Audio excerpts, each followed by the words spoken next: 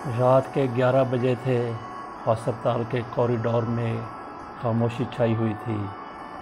Nurse दरवाज़ा खोलकर अंदर कमरे में दाखिल हो गई। बाहर होने वाली बारिश की मध्यम आवाज़ मुसलसल आ रही थी। इसके अलावा और कोई आवाज़ कॉरिडोर में नहीं थी। तमाम कमरों के मरीज़ सो चुके थे या अगर जाग भी रहे थे तो उनकी आवाज़ें कमरों से बाहर नहीं आ रही थी। वार्ड बॉय, ड्यूटी डॉक्टर और दूसरी नर्सें काफ़ी फासले पर ड्यूटी रूम में मौजूद थीं और शायद बारिश का लुत्फ़ उठा रही थीं। इस नर्स ने बेड पर बेसुध पड़े हुए मरीज़ को एक निगाह डाल के देखा। वो बेचैन नज़र आ रहा था। शाम ही से इसकी तबीयत काफ़ी ख़राब थी।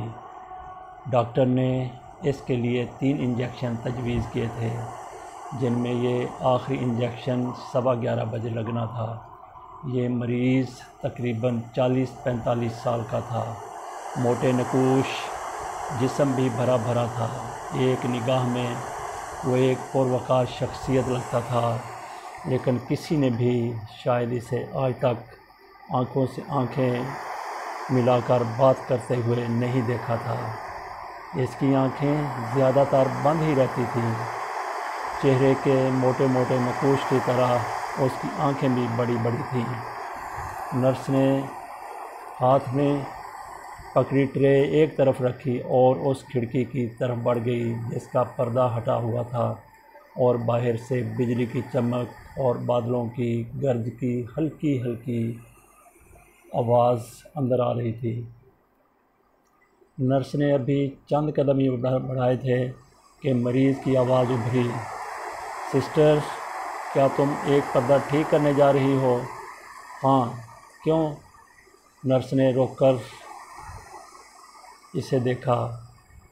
प्लीज़ इसे बंद मत करो। मैं इन चंद लम्हों की ज़िंदगी को चमकती हुई बिजली की इन किरणों के साथ देखते रहना चाहता हूँ। चलिए ठीक है, लेकिन ज़िंदगी को चंद लम्हों का ना कहें। आपको अभी बहुत लंबी ज़िंदगी जीना है। मुझे शाम की निस्बत इस वक्त आपकी तबीयत बहुत बेहतर लग रही है। नर्स वापस इसके पास आ गई। हाँ, बुझने वाले चिराग की लौ आखिरी बार भड़कती है, इसके बाद बुझ जाती है। हरगिज़ नहीं। आप बेचैन हैं इसलिए ऐसी बातें कर रहे हैं। ये इंजेक्शन आपको सुकून की नींद सुला देगा और सुबह को आप फ्रेश उठेंगे। खुदा तुम्हें खुश रखे सिस्टर, तुम्हारी ज़ुबान मुबारक हो। मैं सुकून की नींद ही चाहता हूँ। मरने के बाद अगर सुकून मिल जाए तो मौत मेरे लिए इस कायनात की सबसे अच्छी चीज़ होगी। लेकिन तुमसे एक दरख्वास्त है, मान लोगी? हाँ बताइए, क्या बात है? सिस्टर प्लीज़, मैं तुम्हारा कुछ वक्त लेना चाहता हूँ। मुझे इंजेक्शन लगाकर सुलाने की कोशिश मत करो, क्योंकि अब सोने के बाद मैं कभी नहीं जागूंगा। नर्स के दिल में हमदर्दी की एक लहर उमड़ आई। उसने उसके बिल्कुल करीब आकर कहा, ऐसी बात ना करें प्लीज़। देखें, ज़िंदगी एक बार ही मिलती है और अगर इस ज़िंदगी को भी हम अपनी उदासी की नज़र कर दें तो ये अच्छी बात नहीं है। वैसे मैंने आज तक आपके पास किसी को देखा नहीं है।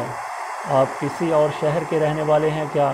या फिर नर्स ने जुमला अधूरा छोड़ दिया। नहीं सिस्टर, खुदा मेरे ख़ानदान को हमेशा शाद आबाद रखे। बड़ा भरा पूरा ख़ानदान है मेरा। 2 भाई, 2 बहनें, माँ बाप, चचा ताया सभी तो हैं। बैठो, थोड़ी देर बैठ जाओ प्लीज़। मरीज़ के लहजे में लज्जाजत थी। वैसे भी ये सना का आखिरी मरीज़ था। इसे इंजेक्शन लगाने के बाद ड्यूटी रूम में पहुंच जाना चाहिए था, जहां दूसरी स्टाफ नर्सें गरम गरम चाय से लुत्फ़अंदोज़ हो रही होंगी। लेकिन इस इल्तिजा अमेज़ लहजे ने इसे मजबूर कर दिया कि वो थोड़ा वक्त इस शख्स के साथ गुजारे।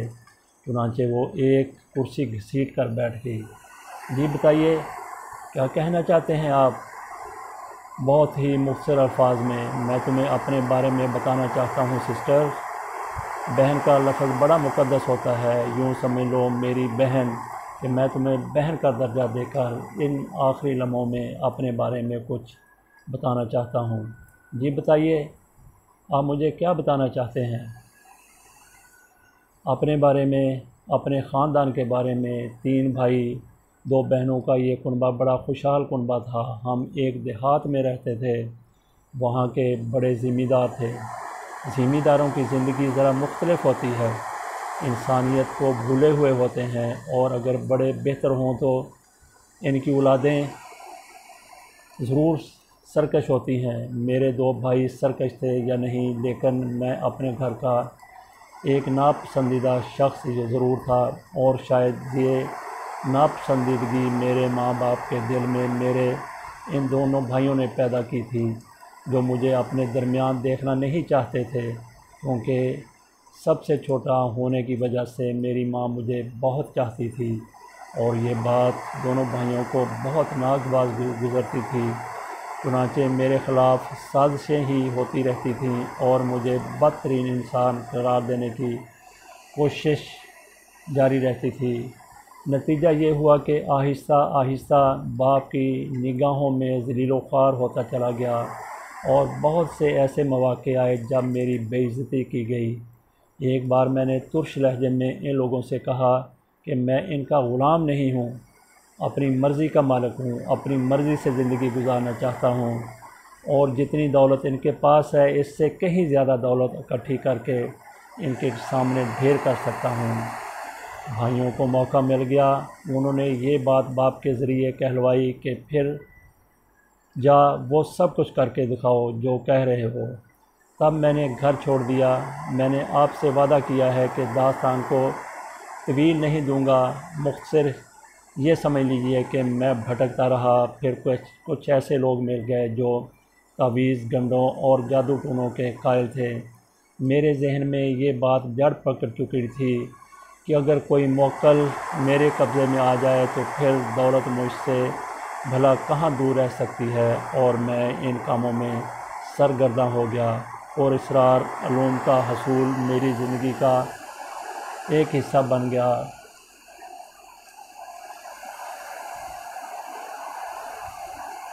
और ना कोई मोक्कल कब्ज़े में आया, ना कहीं किसी दफीने का राज मिला। मैं मायूसियों के अंधेरे में भटकता रहा। फिर मुझे एक बूढ़ा शख्स मिला जो मजज़ूब था। मुलाकात हुई तो मैंने उसे कुछ खाने पीने को दिया। वो बहुत अजीब शख्स था। उसने खाने पीने के बाद मुझसे सवाल किया, क्या ख्वाब देखोगे? बात मेरी समझ में नहीं आई थी, लेकिन मैंने फ़ौरन गर्दन हिला दी और वो हंस पड़ा। फिर बोला, अच्छा मेरी आंखों में देखो। और मैंने इसकी आंखों में आंखें डाल ली। सिस्टर, मैं आपको बता नहीं सकता कि मुझ पर क्या कैफियत तारी हुई। यूँ समझ लीजिए कि मैं दुनिया से बेखबर हो गया। मुझे इस मजज़ूब की आवाज़ सुनाई देती रही, ख्वाब झूठ नहीं होते, तुम्हारी तलब तुम्हें ख्वाब दिखाती है। बस अब तुम जिससे भी ख्वाब में देखोगे इसका माजी तुम्हारे सामने खुल जाएगा। माजी काफ़ी दिलचस्पी का हामिल होता है, और हाल वो तो बस है ही तुम्हारे सामने। लेकिन सुनो, मुस्तक़बिल बीनी बहुत मुश्किल काम है। तुम्हें मालूम है कि इल्म गायब किसी और ही को है। आने वाले वक्त के बारे में क्या सराई तो की जा सकती है, कुछ हालात और मुशाहिदे से थोड़ी बहुत मालूमात हासिल की जा सकती हैं, लेकिन इस पर यकीन नहीं किया जा सकता। वो मजज़ूब मुझे ख्वाबों के बारे में इल्म दे गया। फिर माजी के बारे में मालूमात हासिल करने के लिए मैंने बहुत सारे अमल हासिल करके अपनी आंखों में जमा कर लिए, लेकिन मेरे दिल में एक ही सौदा रहा कि काश मैं मुस्तक़बिल शनास भी हो जाऊं, जो मैं नहीं हो सका। और फिर मुझे एक जानलेवा बीमारी ने आ घेरा। घर बार को तो मैं सब भूल ही गया। कौन कहाँ गया, क्या हुआ, कुछ नहीं मालूम। और इसरार इल्म के हसूल के लिए मैंने न जाने कहाँ कहाँ की खाक छानी, और जब थोड़ा बहुत इल्म मेरे पास आया तो मैं इस हाल को पहुँच गया। और अब सिस्टर, मैं जा रहा हूँ, यकीन करो मैं जा रहा हूँ, मगर जो ख़ज़ाना मेरे पास मौजूद है, मुझे अफसोस है कि क़ारून के ख़ज़ाने की तरह वो भी ज़मीन में दफन हो जाएगा। लेकिन सिस्टर, मैंने फ़ैसला किया है कि मैं अपना ये इल्म किसी को दे दूँ, किसी को अपनी ये अमानत सौंप जाऊँ। और मैंने ये फ़ैसला कर लिया है कि 11 बजे के बाद मेरे कमरे में जो भी दाखिल होगा, मैं अपना ये इल्म इसे दे दूँगा। और तुम जानती हो कि पहले आने वाली तुम हो।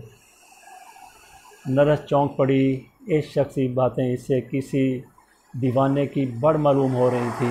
अपनी ज़ात से जो वाक़या उसने मुंसलिक किया था, इसे मान लिया जाए कि वो किसी ऐसे ज़मींदार घराने का फ़र्द है, लेकिन इसकी बाकी बातें पागलपन और दीवानगी का नतीजा मालूम होती थी। हो सकता है वो अपनी तवील बीमारी से तंग आ गया हो। नर्स ने कहा, आप ठीक हो जाएंगे जनाब। इस तरह आपका इल्म और आपका अमल आप ही के काम आएगा, क्या समझें? नहीं, सुनो, 1 मिनट के लिए मेरे पास और बैठ जाओ, तुम्हें फ़ायदा होगा। जी मैं बैठी ही हुई हूँ, कहिए क्या कहना चाहते हैं? नर्स ने कहा, लेकिन इसने कोई जवाब नहीं दिया और आंखें बंद कर लीं। हेलो, सना थोड़ी देर के बाद बोली, लेकिन इस वक्त भी इस शख्स ने कोई जवाब नहीं दिया। तब सना ने आगे बढ़कर इसकी नब्ज़ टटोली।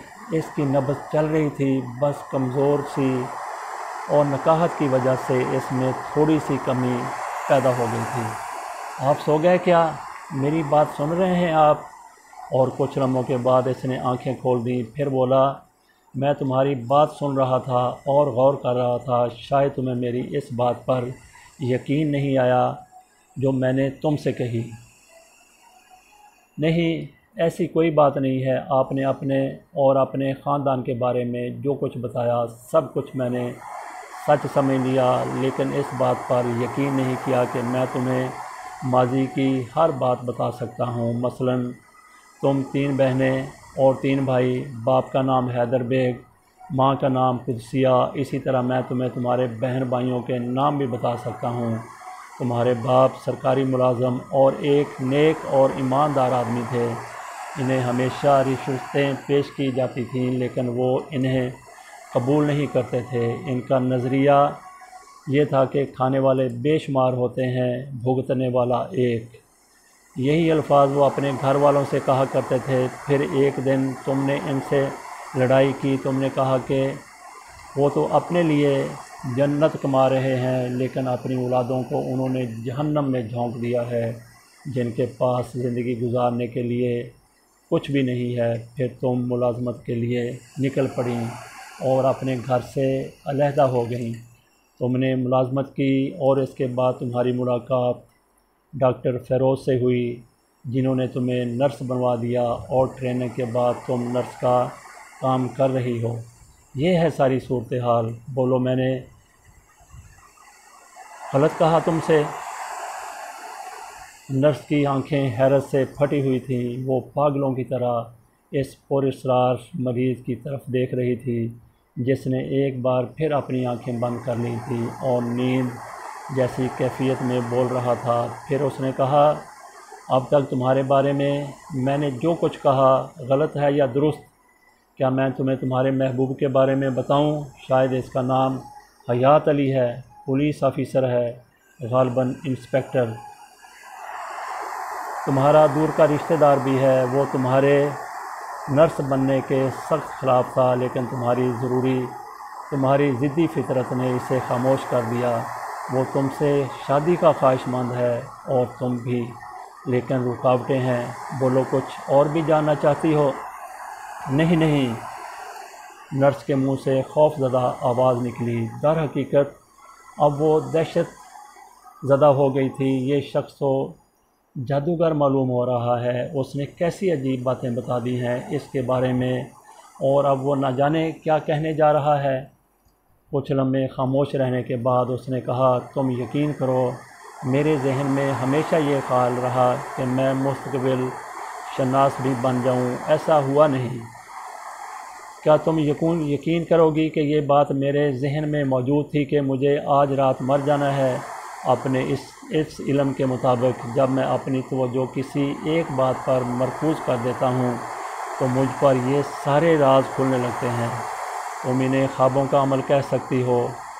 किसी एक शख्सियत के बारे में जो कुछ मैं मालूम करना चाहता हूँ मेरे जहन में वो ख्वाबों की हैसियत से गर्दिश करने लगता है। मैंने तुम पर ज़्यादा तवज्जो नहीं दी, लेकिन ये चंद बातें मैंने तुम्हें सिर्फ़ इसलिए मालूम करके बताई कि तुम्हें मुझ पर यकीन आ जाए। मुझे आप पर यकीन है। तो फिर आखिरी बात और सुनो। आज रात के किसी हिस्से में मेरी ज़िंदगी ख़त्म हो जाएगी। तुम या दूसरे डॉक्टर मुझे बचाने की कोशिश ना करें तो अच्छा है। ये रात मेरी ज़िंदगी की आखिरी रात है। पहले मैंने सोचा कि जिस अमल के हसूल के लिए मैंने सारी ज़िंदगी मेहनत की है और इसे कब्र की गहराइयों में अपने साथ ले जाऊंगा, लेकिन फिर न जाने क्यों दिल चाहा कि किसी और को भी इसमें शरीक कर लूं और मैंने सोचा कि जो मेरे पास पहले आया मैं अपना इल्म इसे दे दूंगा। सिस्टर, तकदीर ये मेहरबानी तुम पर करना चाहती थी। नहीं, मुझे कोई ऐसा इल्म नहीं चाहिए जो इंसान को आपकी तरह बेचैन कर दे, मगर मैं अपने काम को ज़ाया नहीं करना चाहता। सना हैदर, मेरी बात सुनो, गौर से सुनो। तुम्हें मेरी बात सुनना होगी। देखो, मेरी तरफ देखो। और बेख्तियार नर्स की आंखें इस शख्स की जानब उठ गईं।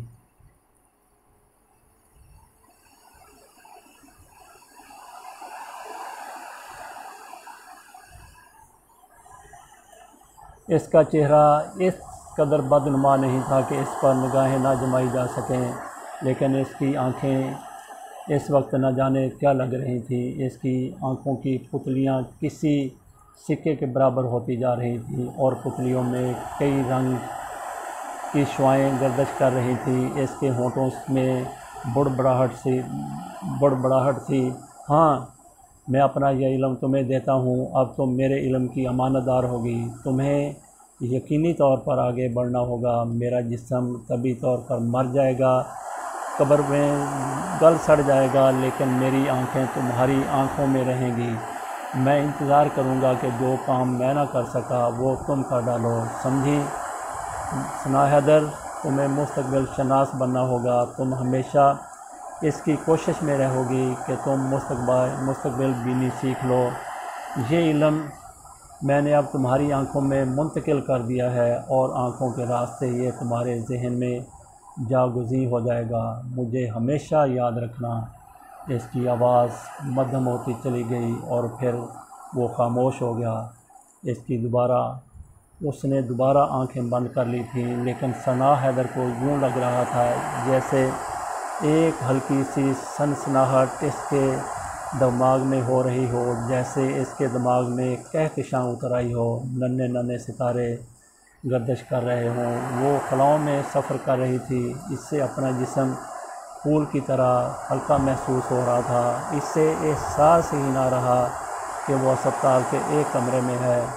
दिमाग बहुत वसी हो गया था। फिर आहिस्ता आहिस्ता जहन की ये कायनात सिमटने लगी और थोड़ी देर के बाद वो नॉर्मल हो गई। उसने इधर उधर देखा, फिर इसकी निगाह इस ट्रे पर पड़ी जिसमें इंजेक्शन रखा हुआ था। उसने सिरिंज उठाई, इंजेक्शन तोड़ा और इसे सिरिंज में खींच के इस शख्स के बाजू में इंजेक्ट कर दिया। वो अंदर से अपना दिल बैठता हुआ सा महसूस कर रही थी। अजीब सा एहसास हो रहा था। वो गहरी नींद सो गया और सना ने खिड़की का वो पर्दा बराबर कर दिया जिससे बाहर बिजली चमक रही थी और मध्यम मध्यम गिड़गिड़ाहट भी सुनाई दे रही थी जो बादलों की थी। ये गिड़गिड़ाहट इसके सारे वजूद में समाई हुई थी। वो लरजते कदमों से बाहर आई और इसी तरह ड्यूटी रूम में पहुंच गई। किसी ने इसकी जानिब तवज्जो नहीं दी, लेकिन वो कुर्सी पर बैठकर खला में घूरने लगी। क्या है ये सब कुछ? क्या है ये सब? क्या फजूल बातें हैं? वो आदमी शायद पागल है। लेकिन नहीं, वो पागल नहीं है। आखिर इसे मेरे बारे में ये सब कुछ कैसे मालूम हो गया? यहाँ तक कि इसने हयात अली के बारे में भी बता दिया। हर इंसान की ज़िंदगी में कुछ ऐसी बातें होती हैं जिन्हें वो किसी को बताना नहीं चाहता, लेकिन क्या ये कोई ऐसा इल्म भी है जिसके ज़रिए दूसरों को उसके बारे में मालूम हो जाए? क्या उसने ऐसा कोई इल्म मुझे दे दिया है?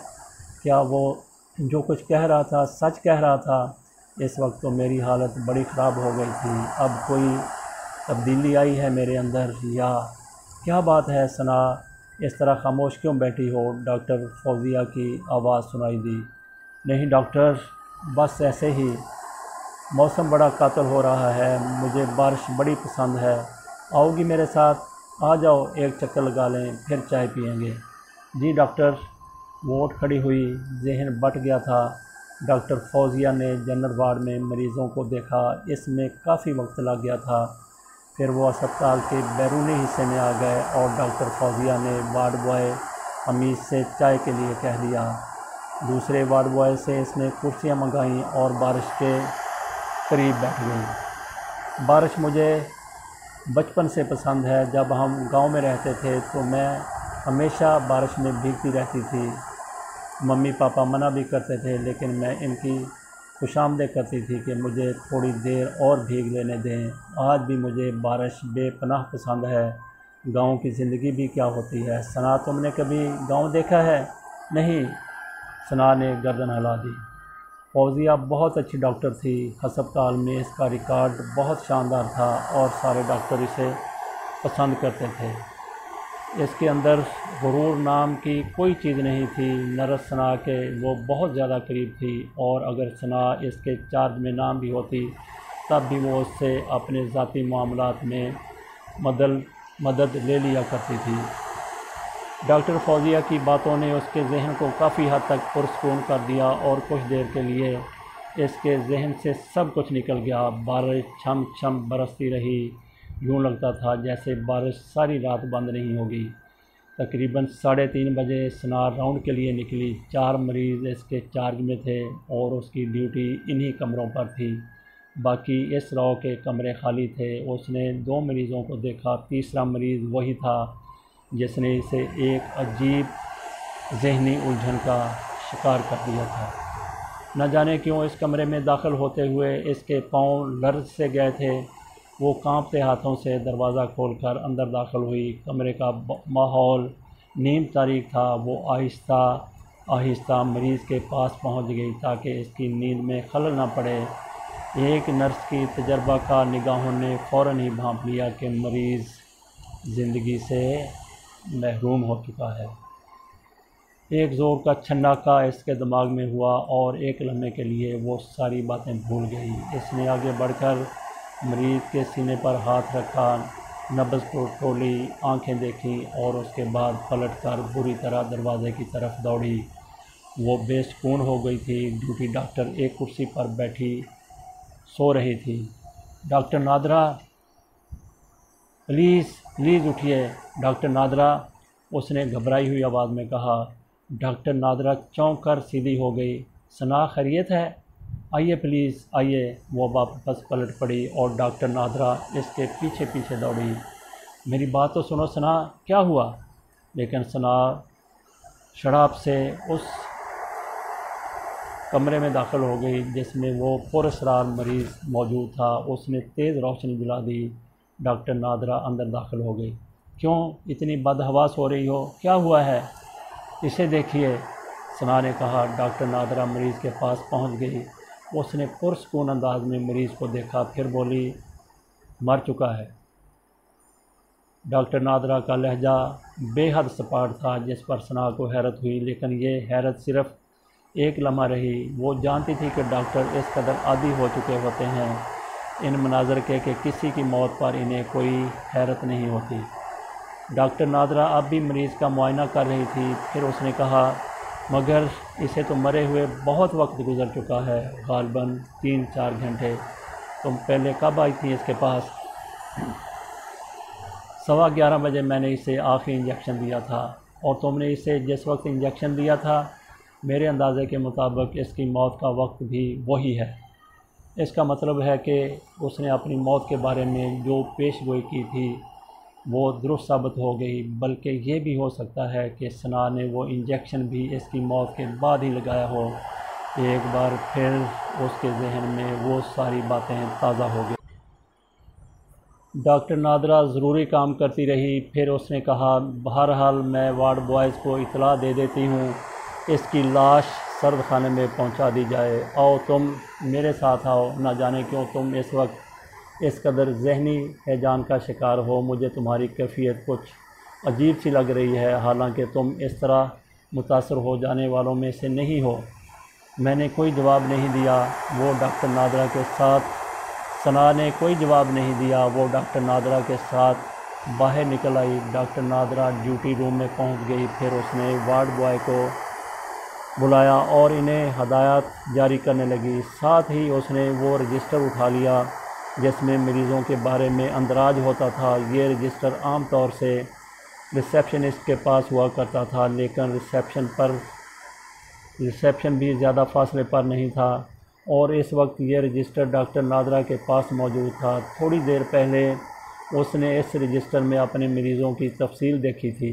रजिस्टर खोलकर उसने थोड़ी देर तक इस पर निगाहें दौड़ाईं, फिर बोली, ये मरीज़ अकेला ही यहाँ आया था और उसने अपनी एंट्री खुद कराई थी। इससे पूछा भी गया था कि इसके साथ कोई अटेंडेंट है या नहीं, तो इसने कहा था कि कोई इसके साथ नहीं है, ये इसका शहर नहीं है। बाद में इसके बारे में मज़ीद कोई तफसील मालूम नहीं हो सकी। डॉक्टर मसूद का नोट अलबत्ता मौजूद है कि मरीज़ की कंडीशन ज़्यादा अच्छी नहीं है, इसका मर्ज़ भी पुरअसरार सा ही है और सही तौर पर इसकी कोई तशख़ीस नहीं हो सकी। मरीज़ ने ख़ुद भी इस सिलसिले में कोई ख़ास मदद नहीं की, बस यही कहा कि पता नहीं इसकी तबीयत इस कदर क्यों ख़राब हो गई है, वो इस बारे में कुछ नहीं जानता। ये तमाम तफसीलात पढ़ ली गईं। डॉक्टर नादरा ने वार्ड बॉय को हदायत कर दी थी कि मरीज़ की लाश सर्द खाने में पहुंचा दी जाए। अस्पताल के लिए ये कोई नई बात नहीं थी। सुबह को सना की ड्यूटी ख़त्म हो गई और वो अपनी रिहाइश गाह की जानब चल पड़ी जो अस्पताल ही में थी। इसका घर भी अस्पताल से बहुत ज़्यादा दूर नहीं था, लेकिन घर वालों से एक चपकलिश चल रही थी। अब्बू तो इसकी नौकरी की शदीद मुखालफत करते थे और इनकी ये मुखालफत आज भी जारी थी। उन्होंने सना से बोलना छोड़ दिया था और चूँकि अब्बू का घर में बड़ा मकाम था और सब उनकी इज़्ज़त किया करते थे, इसलिए बहाल के मजबूरी इनके रवैये में भी थोड़ी सी तब्दीली पाई जाती थी। हालांकि सना अपनी तनख्वाह लेकर अम्मी के हाथ पर रखा करती थी और उसने बड़ी बहन निदा से कह दिया था कि इसे सिर्फ़ इतने पैसे दे दिए जाया करें जो इसके खाने पीने और लिबास के लिए काफ़ी हों, बाकी सब घर वालों की मलकियत है।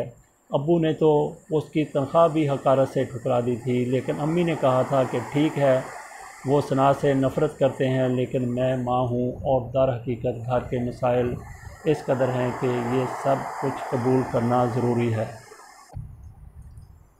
सिर्फ़ अब्बू की वजह से सना ने अस्पताल में रिहाइश इख्तियार की थी और इत्तफ़ाक़ की बात यह कि इसे सिंगल क्वार्टर मिल गया था।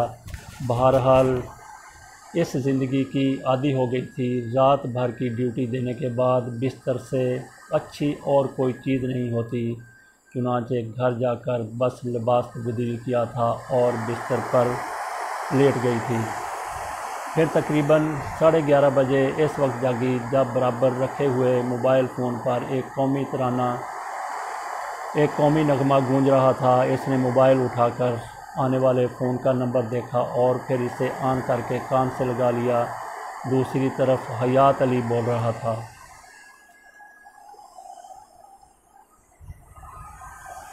शुक्र है खुदा का आपकी आवाज़ सुनाई दी, वरना मैं तो तफ्तीश के लिए फ़ौरन पहुंचने वाला था। बस अभी जागी हूँ। मोबाइल की आवाज़ सुनकर वो नढाल लहजे में बोली, मोहतरमा, आपके जागने का वक्त कुछ बढ़ता नहीं जा रहा। आपको पता है कि ज़्यादा सोने से बंदा मोटा होने लगता है। जी हाँ, पता है मुझे, लेकिन रात भर ड्यूटी अंजाम देने के बाद चंद घंटे की नींद से क्या नींद पूरी हो जाती है? इन घंटों को तकसीम कर लीजिए। मसलन अगर आप 7 बजे अपने क्वार्टर वापस पहुंचती हैं तो ज़्यादा से ज़्यादा 10 बजे तक सो जाइए। फिर दोपहर को 2 बजे से 4 बजे तक मेरा ख्याल है इस दौरान नींद पूरी हो जानी चाहिए। इंस्पेक्टर साहब, आप मुजरमों को पकड़कर इन्हें सज़ाएं दीजिए। ये नींद और सोने का चक्कर है, इस चक्कर में आप ना पड़ा करें। अच्छा भाई, आप बताओ मुलाकात कब हो रही है? थाने आ जाऊं? वो कांस्टेबल, थाने आ जाऊं? 2 कांस्टेबल भेजकर हाथों में हथकड़ियाँ डलवा के बुला लीजिए। जी नहीं, 2 कांस्टेबलों से काम नहीं चलेगा, पूरी बारात लेकर आना पड़ेगा आपके घर। और फिर हथकड़ियाँ तो ज़िंदगी भर के लिए हैं, उम्र कैद जो दूंगा आपको। क्या बात है, कुछ ज़्यादा मूड में नहीं है? जा रहा हूँ, 3 दिन बाद वापसी होगी। इतनी देर से इतनी देर से रिंग कर रहा हूँ मोबाइल पर। कहाँ जा रहे हो? सना ने चौंक कर पूछा। आउट ऑफ सिटी जाना है, तफ्तीशी टीम लेकर कम से कम 3 दिन में वापसी होगी। कोई मुकाबला वगैरह है? सना ने तशवीश से पूछा। मुकाबला नहीं है, बस तफ्तीश है। लेकिन मुकाबला भी होता तो डर किसको था? जो बंदा तुमसे मुकाबला करने वाले किसी और मुकाबले की भला कहाँ फ़िक्र रह जाती है? जो बंदा तुमसे मुकाबला कर ले, इसे किसी और मुकाबले की भला कहाँ फ़िक्र रह जाती है? मैंने नाश्ता नहीं किया, भूख लग रही है। तो ठीक है बाबा, उठो नाश्ता करो। मिलने तो नहीं आओगे? नहीं, टीम तैयार है, एसपी साहब साथ जा रहे हैं, कोई चांस नहीं निकल सकता। चुनांचे खुदा हाफिज़, अल्लाह निगहबान, सना ने कहा और हयात अली के फ़ोन बंद करने के बाद ख़ुद भी फ़ोन बंद कर दिया।